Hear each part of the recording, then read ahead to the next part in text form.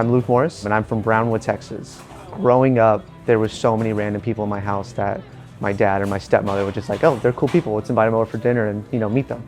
I came to Austin, 5 years ago to pursue hospitality, to find a way to take care of people, I guess. I'm mostly a server, but I also do prep here as well. I like it, kind of like work-life balance, but it's work-work balance.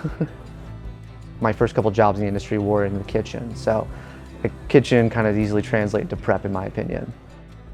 All right, this is the prep room, and I'm gonna give y'all a quick little tour. This is kind of our liquor little wall over here. Different bottles that we use in different batches, kind of stuff that we use most commonly, or we just need a little bit of. I have all my kind of batches right here. So we got the batch over here, and then we have the Dead Rabbit drinks manual, kind of good to have around to see how drinks were done.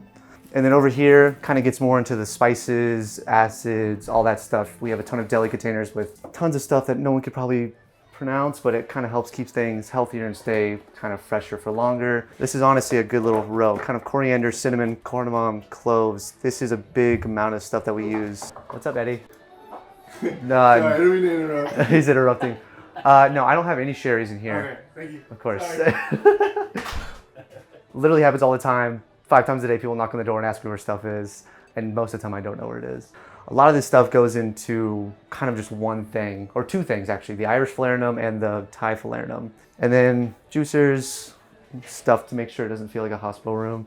We have Vietnamese cinnamon. This is literally in every single cocktail that we have. This is slowly turning into the R&D shelf of stuff that we're trying to use for R&D, extra space, all that stuff. That is my backup for all my spices.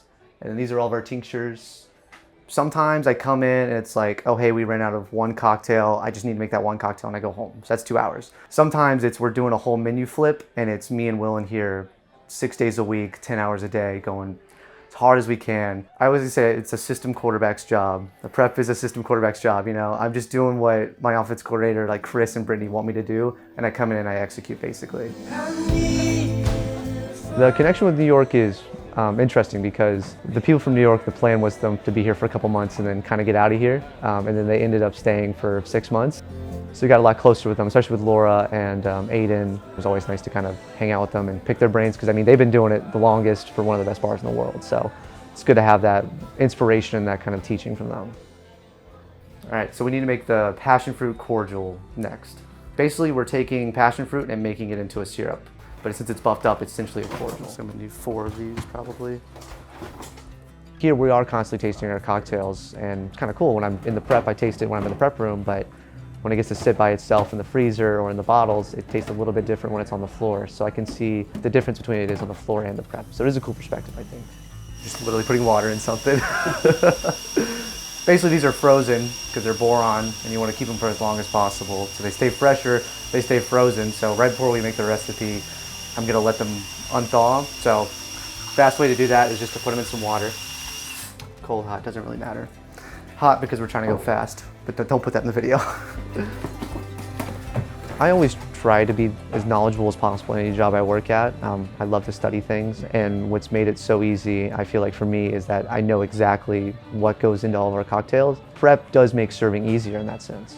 The difference between a syrup and a cordial is that, syrups are more basic, kind of like a 2-to-1 recipe where you just add honey and water. Cordial's a little bit more complex, so that's when we're adding all these acids, we're adding in kind of a fruit-based concept, and then adding the sugar and water as well. This is the passion fruit cordial, so it's gonna go into the spring Irish rose. Irish rose is kind of a play on a spritz. So, you have cordial, you have spirit, and then you're gonna have some champagne in there. Kind of like an Aperol spritz or Hemingway spritz, that kind of dealio. But Irish Rose has been around for a long time, kind of a New York staple. Some people like sweet drinks. I like sweet drinks. I'm not afraid to admit that I like a sweet drink. I like the Irish Rose, especially for spring here when it's gonna be like 90 degrees or 100 degrees in May. This is like the perfect one to go for. I think we're taken care of very well here at the Dead Rabbit Austin. I've been in Austin for 5 years now, and I think this has been probably the best environment for people to grow and learn, and they're always teaching us. They're hard on us, but in a good way. The expectations are high. New York has been going for 12 years now. It's one of the best bars in the world, best pub in the world, and I think it's really awesome to be a part of that. Kind of push Austin a little bit farther.